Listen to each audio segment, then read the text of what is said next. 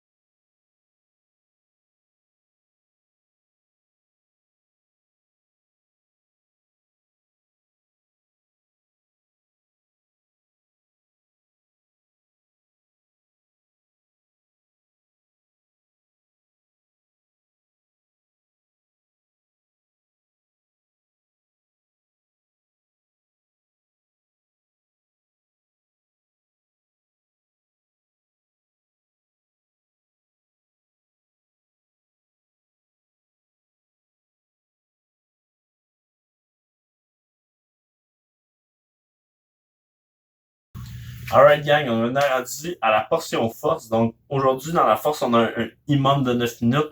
Je vais expliquer un peu ça ressemble à quoi. Un imam, donc on va avoir un cadran de 1 minute qui va descendre, et à chaque minute, on va avoir un certain exercice à faire. Pour les mouvements, je vous explique tous les mouvements. Après ça, je vais vous montrer des exemples. Donc, pour la première minute du imam, on va faire des stick handstand push-up. La deuxième minute, on va faire des hollow rock. La troisième minute, on va faire des superman rock. Vous n'allez pas travailler toute la minute, donc vous allez travailler 30 secondes par minute. Par exemple, on passe sur les 30 premières secondes, j'essaie d'aller chercher le plus de strict handstand push-up. Le 30 secondes qui reste, je tombe en pause. À la deuxième minute, le 30 premières secondes, j'essaie d'aller chercher le plus de hollow rock. Le dernier 30 secondes, je reste en pause. Après ça, la troisième minute, j'essaie d'aller chercher le plus de Superman Rock dans les 30 premières secondes. 30 dernières secondes, après ça, je suis en pause. Et ensuite, on remonte en haut. À la quatrième minute, strict handstand push-up. Cinquième minute, hollow rock. Sixième minute, Superman Rock. Jusqu'à 9 minutes. Donc, je vous montre les exercices. Un exercice strict handstand push-up. Donc, c'est normal si vous n'êtes pas capable. Je vais vous montrer des exemples après.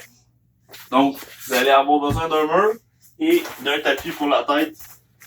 Juste enlever le musclé, pas faire des marques de souliers directement à sa porte de gage, sinon Superman ne sera pas très content. Good. Donc, on place le tapis, on se place en position chandelle jusqu'en haut.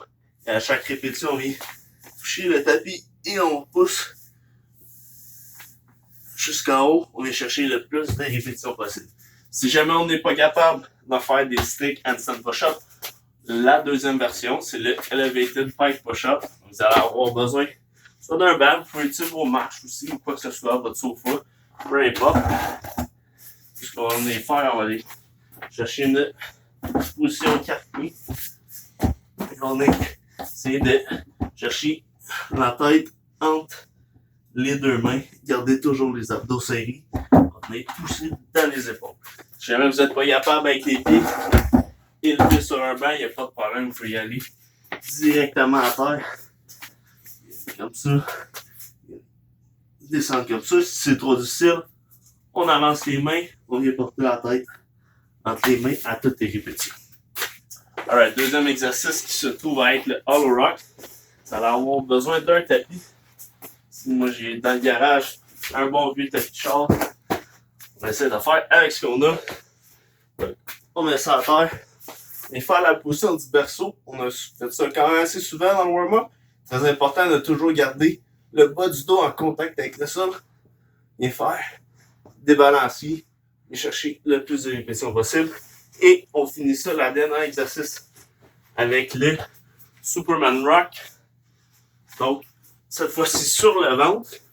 Et contracter les abdos, on monte les mains le plus haut possible et les pieds le plus haut possible. Et faire des mouvements de balancier. Si vous venez têter les abdos un peu, que ça soit juste vos muscles du dos qui travaillent. Good. Donc, préparez-vous. On part le 9 minutes dans 3, 2, 1, go!